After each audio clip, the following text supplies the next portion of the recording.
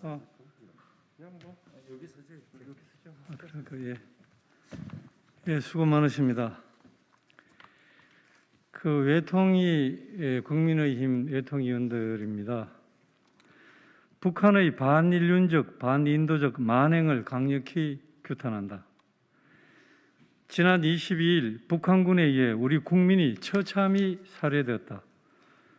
북한군은 서해상 비무장 상태로 표류 중이던 우리 국민을 총으로 사살하고 그 유해를 불태우는 상상하기도 어려운 반인륜적인 행태를 보였다.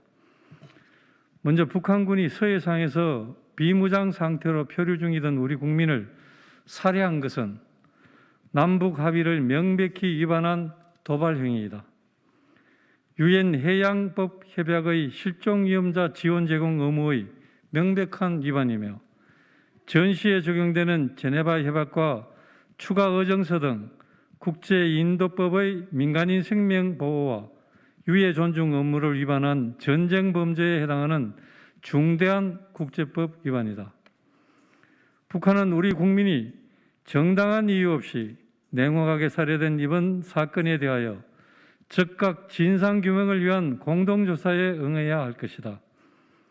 북한이 진정한 사과, 책임자 처벌, 재발 방지, 피해자에 대한 배상 등 국제법상 책임을 질 것을 강력히 촉구한다.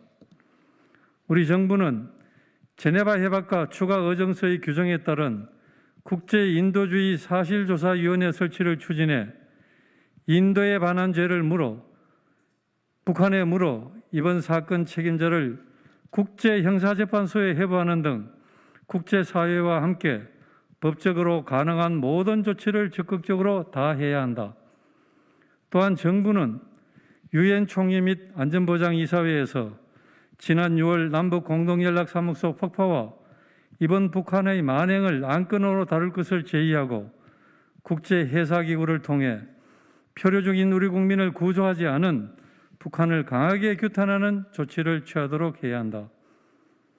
북한이 우리 국민을 무참히 살해한 이번 만행에 대한 법적 책임을 다하지 않는다면 우리 정부는 국민의 생명과 안전을 보장하기 위하여 9.19 남북 군사합의 폐기, 일체의 대북 지원 중단을 포함한 모든 조치를 강구해야 한다.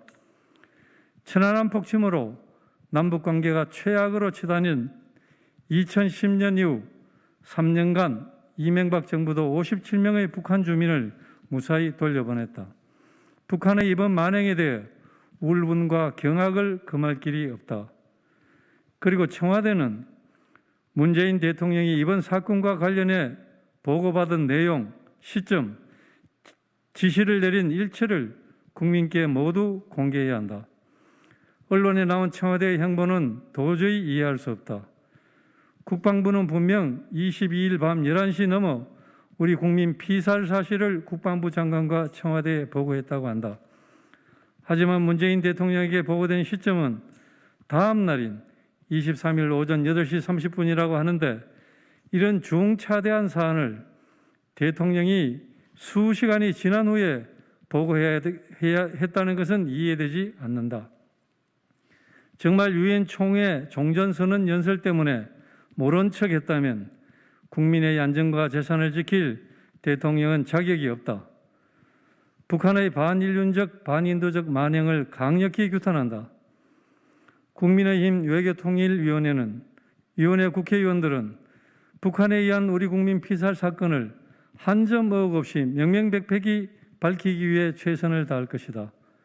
또 우리 국민 사살 명령을 내린 북한 상부와 우리 국민 사살을 막지 못했던 대한민국 정부에 책임을 묻는 모든 조치를 취할 것이다. 2020년 9월 25일 국민의힘 외교통일위원회 국회의원 일동입니다. 네, 감사합니다.